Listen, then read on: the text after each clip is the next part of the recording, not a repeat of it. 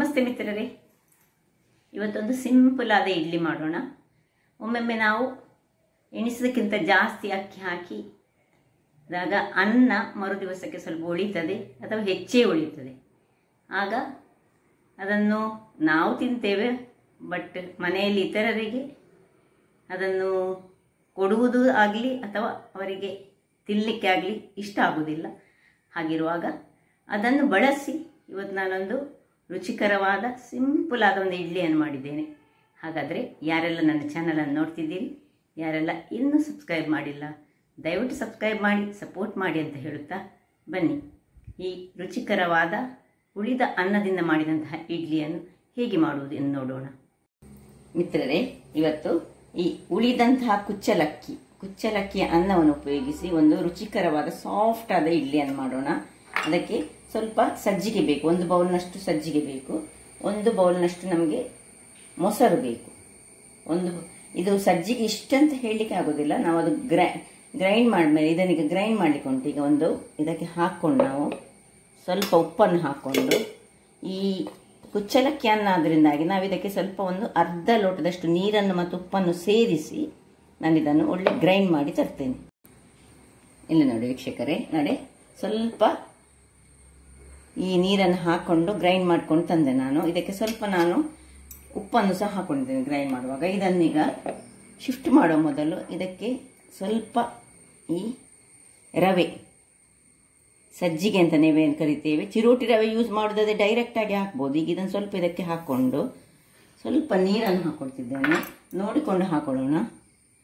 ಸ್ವಲ್ಪ ನೀರು ಹಾಕಿ ಇನ್ನೊಮ್ಮೆ ಇದನ್ನು ಪುನಃ ಗ್ರೈಂಡ್ ಮಾಡಿ ತರ್ತೇನೆ. ವೀಕ್ಷಕರೇ ನೋಡಿ, 1 ಸುತ್ತು ತೆಗೆದು ತಂದೆ. ಇನ್ನು ಈ ಮೊಸರನ್ನು ಇದಕ್ಕೆ ಸೇರಿಸ್ಕೊಳ್ಳೋಣ. 1 ಬೌಲ್ನಷ್ಟು ಮೊಸರನ್ನು ಸಹ ಸೇರಿಸ್ಕೊಳ್ತಿದ್ದೇನೆ ನಾನು. ಸೇರಿಸ್ಕೊಂಡು ಪುನೊಮ್ಮೆ ಸ್ವಲ್ಪ ಗ್ರೈಂಡ್ ಮಾಡ್ಕೊಳ್ತೇನೆ. ವೀಕ್ಷಕರೇ, ಇಲ್ಲಿ ನೋಡಿ ಎಷ್ಟು ಕ್ರೀಮಿ ಟೆಕ್ಸ್ಚರಲ್ಲಿ ಬಂತು ಮೊಸರು ಹಾಕಿದ ಕೂಡಲೇ. ಈಗ ಇದನ್ನೊಂದು ಪಾತ್ರೆಗೆ ಟ್ರಾನ್ಸ್ಫರ್ ಮಾಡ್ಕೊಳ್ಳೋಣ. ಅದು ಒಳ್ಳೆ ತುಂಬ ನಮಗೆ ನೀರಾಗಬಾರ್ದು. ನಾನು ಸ್ವಲ್ಪ ಸಜ್ಜಿಗೆಯನ್ನು ಅದಕ್ಕೆ ಇಟ್ಟುಕೊಂಡಿದ್ದೇನೆ, ಎಲ್ಲಿಯಾದರೂ ನೀರಾದರೆ ಆ ಸಜ್ಜಿಗೆಯನ್ನು ಹಾಕ್ಕೊಳ್ಳಿಕ್ಕೆ ಹೇಳಿ. ಇದನ್ನು ಈಗ ಹಾಕ್ಕೊಂಡು ಎಲ್ಲವನ್ನು ಇದಕ್ಕೆ ಶಿಫ್ಟ್ ಮಾಡ್ಕೊಳ್ತೇನೆ. ಅದು ಹೇಗೆ ಬಂತು ನೋಡಿ, ಮೊಸರು ಹಾಕಿದ ಮೇಲೆ ಕ್ರೀಮಿಯಾಗಿ ಬಂತು, ಹೇಗೆ ಹಿಟ್ಟಿನಾಗೆ ಬಂತು. ನಾವು ಹೀಗೆ ಮಾಡುವಂಥ ಇಡ್ಲಿ ಹಿಟ್ಟಿನ ರೂಪದಲ್ಲೇ ಬಂತು. ಈಗ ಸ್ವಲ್ಪ ನೀರಾದರೆ ನಾವು ಅದಕ್ಕೆ ಆ ಉಳಿದ ಸಜ್ಜಿಗೆಯನ್ನು ಸೇರಿಸ್ಕೊಳ್ಳೋಣ. ಇಲ್ಲದಿದ್ದರೆ ನೋಡಿ, ಇದಿಷ್ಟು ದಪ್ಪ ನಮಗೆ ಬೇಡ. ಈಗ ಇದರಲ್ಲಿರುವ ಎಲ್ಲ ವಸ್ತುಗಳನ್ನು ಸ್ವಲ್ಪ ಇದಕ್ಕೆ ಹಾಕ್ಕೊಂಡು ಕೈಯಲ್ಲೇ ನಾನು ಉಪ್ಪನ್ನೊಂದು ಚೆಕ್ ಮಾಡ್ಕೊಳ್ಳೋಣ. ಸ್ವಲ್ಪ ಉಪ್ಪು ಹಾಕಿದ್ದೇನೆ ನಾನು, ಹಾಕ್ಕೊಂಡು ಸ್ವಲ್ಪವೇ ಸಾಕು. ಇಡ್ಲಿಗೆ ನಾವು ಹೆಚ್ಚಾದ ಉಪ್ಪನ್ನು ಹಾಕೊಳ್ಳೋದಿಲ್ಲ ನೋಡಿ. ಹೀಗೆ ಮಾಡಿ ಇದನ್ನು ಕೂಡಲೇ ಇನ್ಸ್ಟೆಂಟ್ ಆಗಿ ಮಾಡುವಂತಹದ್ದು ಇದು. ಉಳಿದ ಅನ್ನದಿಂದ ನಾನು ಕುಚ್ಚಲಕ್ಕಿಯಿಂದ ಮಾಡಿದ್ದೇನೆ. ಈ ಬೆಳ್ತಿಗೆ ಅಕ್ಕಿಯಿಂದ ಸಹ ಇದನ್ನು ಮಾಡ್ಬೋದು. ಇಲ್ಲಿ ನೋಡಿ, ಈಗ ಚೂರು ಇದರದ್ದು ಉಪ್ಪನ್ನು ಚೆಕ್ ಮಾಡಿಕೊಂಡು ಉಪ್ಪು ಸರಿ ಉಂಟಾ ಅಂತ ನೋಡ್ಕೊಳ್ಳೋಣ. ಉಪ್ಪು ಎಲ್ಲ ಕರೆಕ್ಟ್ ಉಂಟು ನೋಡಿ, ಹೇಗೆ ಬಂದು ನೋಡಿ. ಈ ನಮ್ಮದು ಹಿಟ್ಟಿನ ಹಾಗೆ ಬಂದಿದೆ, ಇಡ್ಲಿಯ ಹಿಟ್ಟಿನ ಹಾಗೆ. ಈಗ ಇದನ್ನು ನಾವೊಂದು 15 ಅಥವಾ 10 ನಿಮಿಷಗಳ ಕಾಲ ಹೀಗೆ ಒಂದು ಮುಚ್ಚಿಟ್ಟುಕೊಂಡು ಅದನ್ನು ನೆನೆಯಲಿಕ್ಕೆ ಬಿಡೋಣ. ವೀಕ್ಷಕರೇ, ಇಲ್ಲಿ ನೋಡಿ 10 ನಿಮಿಷಗಳ ಬಳಿಕ ನಾನು ಇದಕ್ಕೆ 1 ಚಮಚದಷ್ಟು ಸಕ್ಕರೆಯನ್ನು ಸೇರಿಸ್ಕೊಳ್ತಿದ್ದೇನೆ. ಸ್ವಲ್ಪ ನೋಡಿ, ಹೀಗೆ ನಿಮಗೆ ಕಡಿಮೆ ಅಂತ ಇದಾದರೆ ಇದಕ್ಕೆ ಸ್ವಲ್ಪ ಅಕ್ಕಿಯ ಹುಡಿಯನ್ನು ಬೇಕಿದ್ರೆ ನಿಮಗೆ ನೀರಂತ ಆದರೆ ಸೇರಿಸ್ಕೊಳ್ಬೋದು. ಇದು ನೋಡಿ, ಈ ಕನ್ಸಿಸ್ಟೆನ್ಸಿ ಕರೆಕ್ಟ್ ಉಂಟು. ನಾವೀಗ ಏನು ಮಾಡೋಣ ಹೇಳಿದರೆ, ಮೊದಲಿಗೆ ನಾವು ಇದಕ್ಕೆ ಈ ಒಂದು ಇಡ್ಲಿಯ ತಟ್ಟೆಗಳಿಗೆ ಸ್ವಲ್ಪ ಎಣ್ಣೆಯನ್ನು ಸವರಿಕೊಳ್ಳೋಣ. ಎಲ್ಲ ತಟ್ಟೆಗಳಿಗೆ ಹೀಗೆ ಎಣ್ಣೆಯನ್ನು ಸವರಿಕೊಂಡು ಇಟ್ಕೊಳ್ತೇನೆ ನಾನು. ಎಣ್ಣೆಯನ್ನೆಲ್ಲ ಸವರಿಕೊಂಡಾಯಿತು. ಇಲ್ಲಿ ಈಗ ನಾನು ಸ್ಟೀಮರನ್ನು ಸಹ ಬಿಸಿಯಾಗಲಿಕ್ಕೆ ನೋಡಿ ಇಟ್ಕೊಂಡಿದ್ದೇನೆ. ನೀರು ಬಿಸಿಯಾಗಿದೆ. ಇದೀಗ ಸಕ್ಕರೆ ಹಾಕಿ ರೆಡಿಯಾಗಿದೆ. ಸ್ವಲ್ಪ ಈಗ ಇದರಲ್ಲಿ ಈನೋದಲ್ಲಿ ಅರ್ಧ ಪ್ಯಾಕೆಟ್ನಷ್ಟು ಈನೋವನ್ನು ಸ್ವಲ್ಪ ಹಾಕ್ಕೊಳ್ತಿದ್ದೇನೆ ನಾನು. ತುಂಬ ಬೇಡ. ಇದರಲ್ಲಿ ಒಂದು 10 ರೂಪಾಯಿ ಪ್ಯಾಕೆಟಲ್ಲಿ ಅರ್ಧ ಸಾಕು. ಒಂದು ಚೂರು ಆಕ್ಟಿವೇಟ್ ಮಾಡಲಿಕ್ಕೆ ಒಂದು ಬಿಂದಿನಷ್ಟು ನೀರನ್ನು ಹಾಕೊಳ್ಳೋಣ ನಾವು. ಇನ್ನು ಇದನ್ನು ಚೆನ್ನಾಗಿ ಕಲರಿಸಿಕೊಳ್ಳೋಣ. ಇನ್ನು ಕೂಡಲೇ ತಟ್ಟೆಗಳಿಗೆ ಹಾಕೊಳ್ಳೋದು.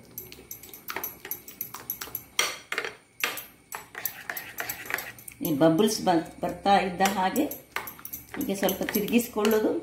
ಇನ್ನು ತಟ್ಟೆಗಳಿಗೆ ಹಾಕ್ಕೊಳ್ಳೋಣ. ನೋಡಿ, ಒಂದೊಂದಾಗಿ ಹೀಗೆ ತಟ್ಟೆಗಳಿಗೆ ಫುಲ್ ಹಾಕೊಳ್ಳೋದು ಬೇಡ, ಮುಕ್ಕಾಲ್ನಷ್ಟು ಹಾಕ್ಕೊಂಡು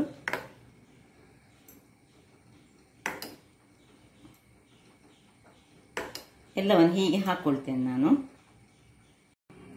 ವೀಕ್ಷಕರೇ, ಒಟ್ಟು ನನ್ನ ಈ ಅಳತೆಯಲ್ಲಿ ನನಗೆ ಒಂದು 11 ಇಡ್ಲಿ ಆಯಿತು. ಫುಲ್ 12 ಆಗಲಿಲ್ಲ, 11 ಇಡ್ಲಿ ಆಯಿತು. ಈಗ ಇದನ್ನು ಸ್ಟೀಮರ್ನೊಳಗೆ ಇಟ್ಕೊಳ್ತೇನೆ.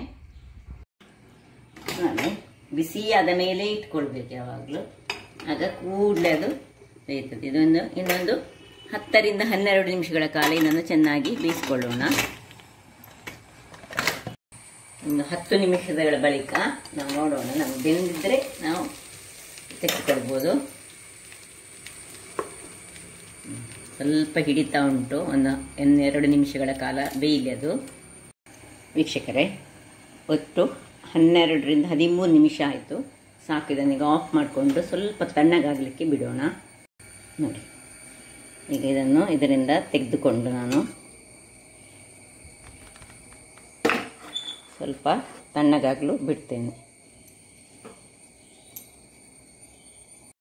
ವೀಕ್ಷಕರೇ, ನೋಡಿ ತಣ್ಣಗಾಗಿದೆ, ಈಸಿಲಿ ಬರ್ತದೆ. ನೋಡಿ, ಸ್ಮೂತ್ ಆದ. ಇದನ್ನು ನಮ್ಮ ಹತ್ರ ಯಾವುದೇ ಒಂದು ರಸ ಇದ್ದರೆ ಯಾವುದೇ ಸಾಂಬಾರಿನೊಟ್ಟಿಗೆ ಇದನ್ನು ತಿನ್ಬೋದು.